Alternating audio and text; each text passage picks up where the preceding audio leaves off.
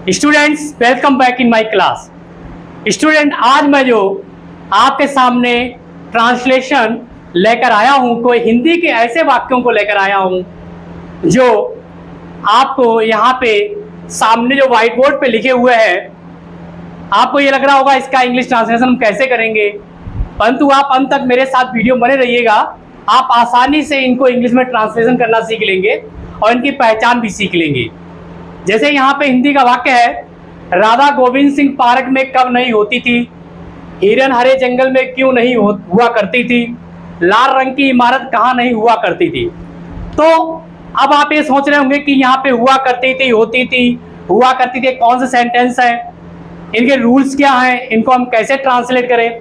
आप इन चीज़ों के बारे में यहाँ सोच रहे होंगे तो आप लोगों को प्रॉब्लम क्रिएट हो रही होगी, परंतु आप बिल्कुल कंफ्यूज मत होइए, क्योंकि जब भी हम इसको इंग्लिश में ट्रांसलेशन करेंगे तो सबसे पहले आपको ये पहचानना होगा कि ये कौन से हिंदी के वाक्य है। तो हमेशा ध्यान रखना कि राधा गोविंद सिंह पार्क में कब हुआ करती थी। तो देखिए यहाँ पे थी, थे, थी, यानी था, थे, थी या लास्ट में आता है। तो ऐसे हिंदी के वाक्य हमारे पास्ट के होते हैं। कौन से होते हैं? पास्ट के होते हैं। तो हमें ये देखना होगा कि क्या इसमें कहीं पे क्रिया का प्रयोग हुआ है, वर्ब का प्रयोग हुआ या नहीं हुआ है।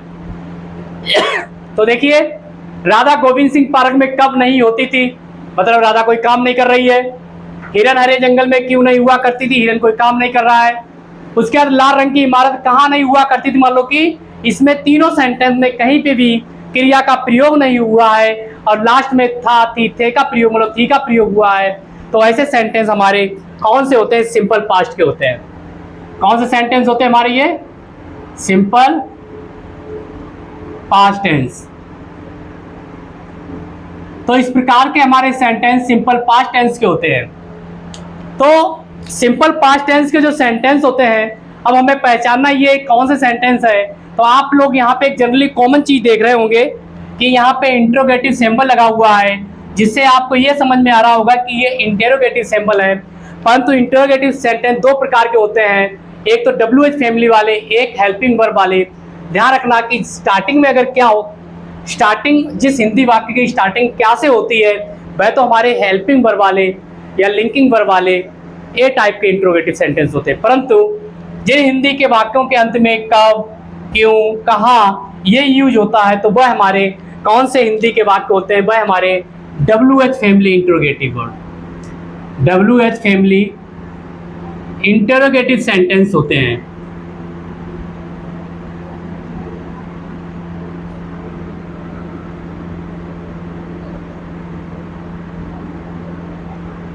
सेंटेंस होते हैं, परंतु आज की क्लास हमारी इसलिए भी इंपॉर्टेंट होने वाली है क्योंकि आज की वीडियो में हमने देखिए यहाँ पे नहीं, नहीं, नहीं, मतलब ये क्वेश्चन वाक्य तो है, मान लो प्रश्नवाचक वाक्य तो है, साथ में नेगेटिव भी है, क्योंकि इनमें नहीं का प्रयोग हुआ। तो ये आज हमारे कौन से सेंटेंस है?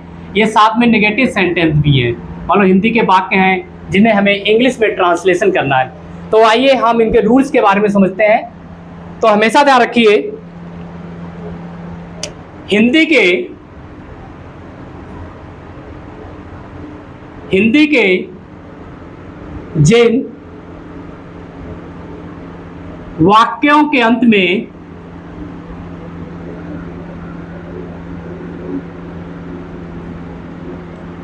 आप लोगों को होती थी, होता था, जो भी मिले, होती थी, हुआ करती थी, हुआ करती थी, तो आप बिल्कुल कंफ्यूज मत होइए।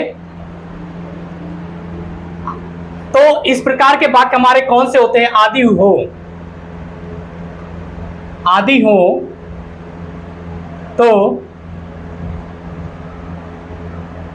इस प्रकार के वाक्य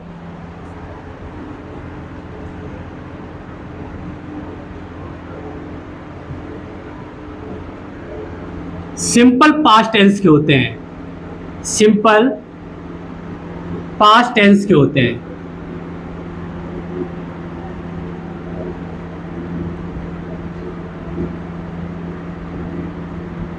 जिसमें हम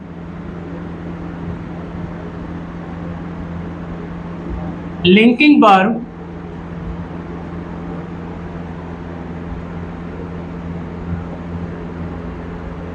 वाजवर का प्रयोग करते हैं।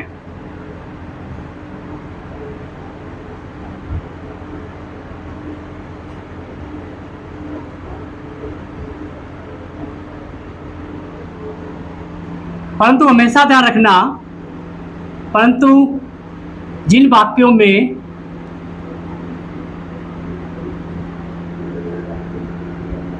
कब, कौन, कहाँ, कैसे आदि प्रश्नवाचक शब्द मिले,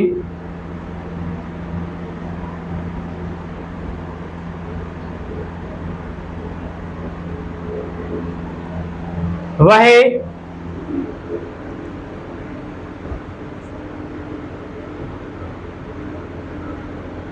WH फैमिली इंटेरोगेटिव वाक्य कहलाते हैं।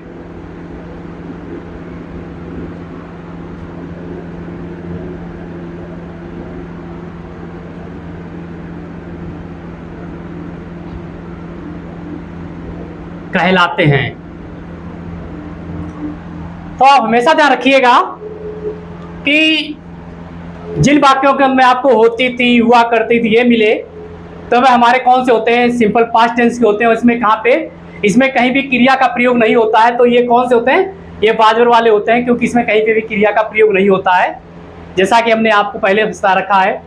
तो और ये प्रश्नवाचक इसलिए WH फैमिली, क्योंकि इसमें कब, कौन, कहाँ, कैसे का प्रयोग हुआ है।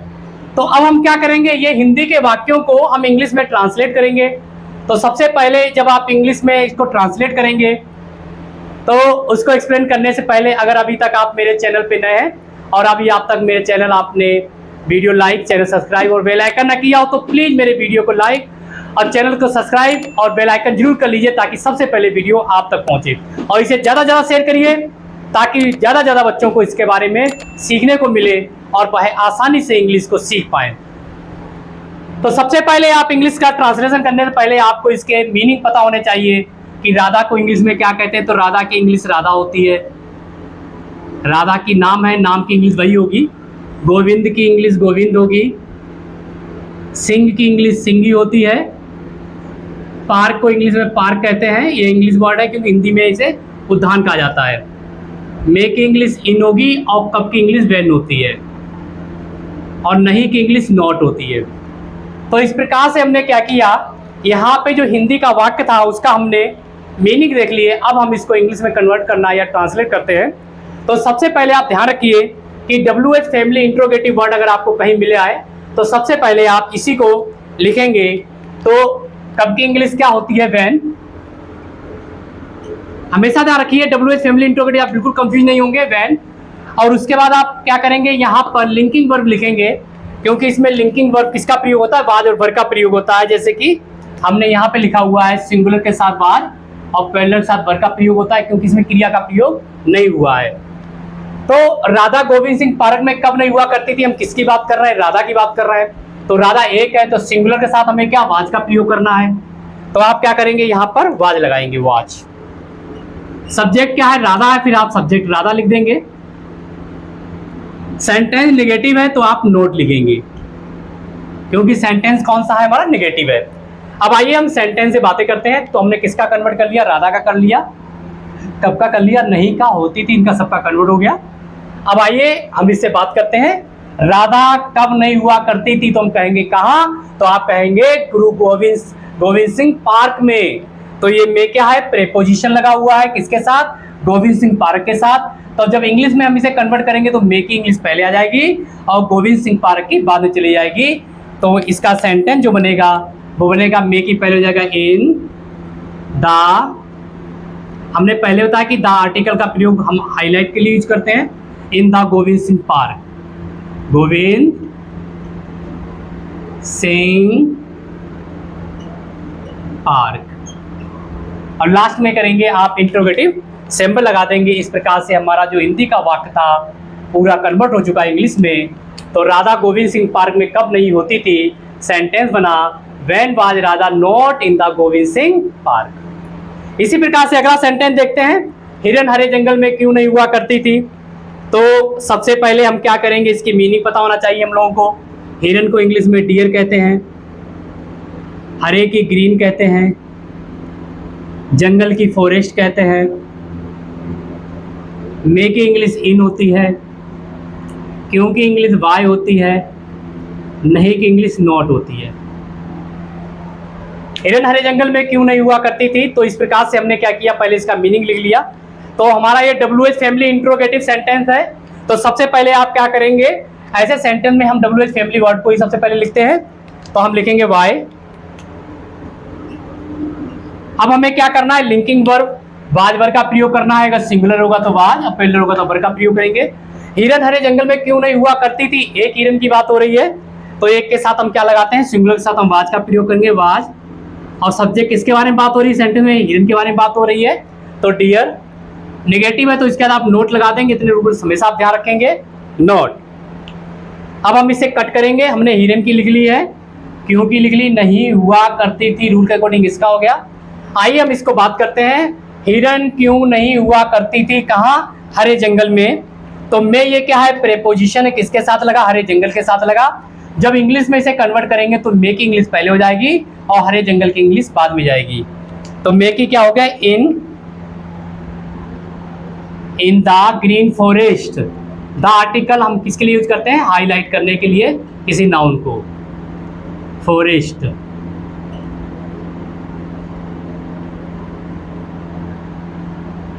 तो इस प्रकार से जो हमारा हिंदी का वाक्य था, हिरन हरे जंगल में क्यों नहीं हुआ करती थी, उसका जो इंग्लिश ट्रांसलेशन बना, why was deer not in the green forest.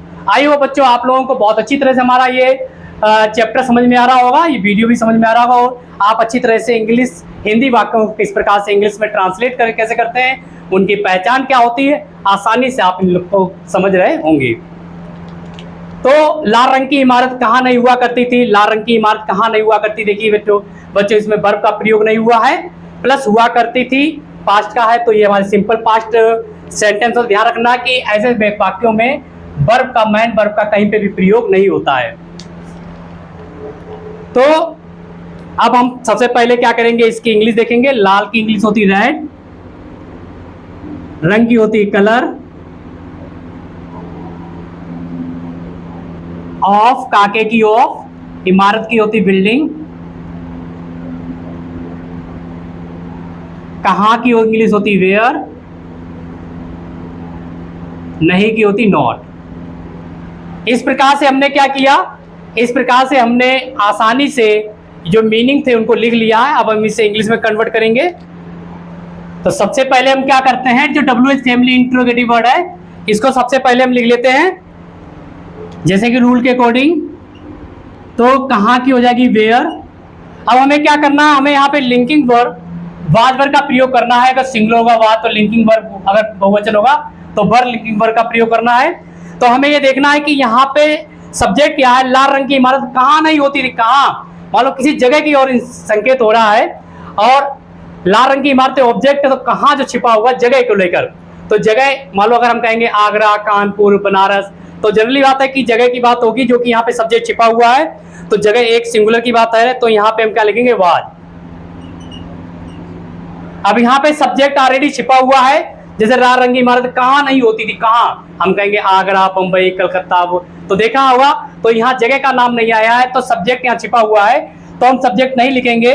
तो रूल के अकॉर्डिंग सब्जेक्ट के बाद हम बेटा क्या लिखते हैं, नोट लिखते हैं। तो हम यहाँ पे लिख देंगे नोट।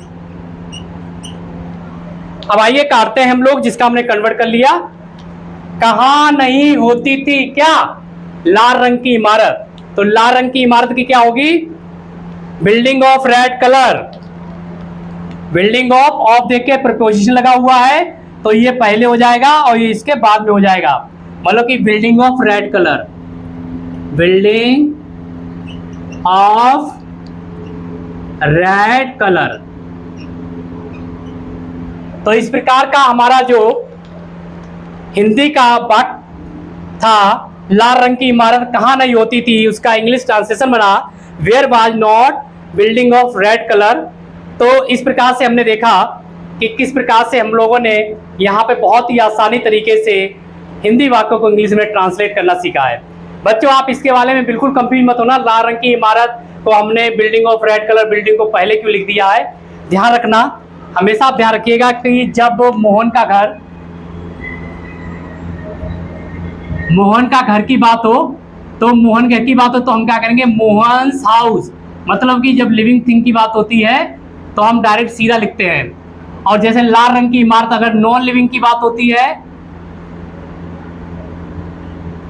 लाल रंग की इमारत, अगर नॉन लिविंग की बात होती इमारत, तो हम क्या करते हैं कि जो फिर हमें उल्टा करके लिखना होता है building of red colour, building of red colour. तो इस प्रकार से हमने क्या देखा है कि जब लिविंग की बात होगी, मोहन एक लिविंग है तो हम डायरेक्ट सीधा लिखेंगे, और इमारत क्या नॉन लिविंग है तो हम क्या करेंगे, ये उल्टा हो जाता है, मतलब बिल्डिंग पहले हो जाएगा, ऑफ लग जाएगा। तो सीधे के लिए हम स्टोन सिंबल लगा के एस लिखते हैं, और अपोजिट करते हैं तो काके के लिए ऑफ का प्रयोग होता है, जो कि यहाँ पे यूज किया गया है। तो आपको ये डाउट क्लियर होगा। तो इस प्रकार से आज के वीडियो में आप लोगों ने किस प्रकार से हमारे सिंपल पास्ट टेंस के कौन से सेंटेंस जो WH family interrogative word sentence है प्लस नेगेटिव भी है जिसमें नहीं का प्रयोग हुआ है, तो हमने बहुत ही आसान तरीके से हिंदी वाक्यों को इंग्लिश में कन्वर्ट करना सीखा है। आई होप आप लोगों को आज की वीडियो बहुत समझ में आई हुई, अच्छी लगी होगी। अगर मेरी वीडियो आपको अच्छी लगी हो, समझ में आई हो और इससे नॉलेज प्राप्त हुई हो, तो प्लीज़ मेरे चैनल में आके मेरे वीडियो को लाइक, चैनल को सब्सक्राइब और बेल आइकन करना मत भूलिएगा। नेक्स्ट वीडियो में नेक्स्ट टॉपिक के साथ हम फिर मिलते हैं, तब तक के लिए नमस्कार, सत श्री अकाल, खुदा हाफिज।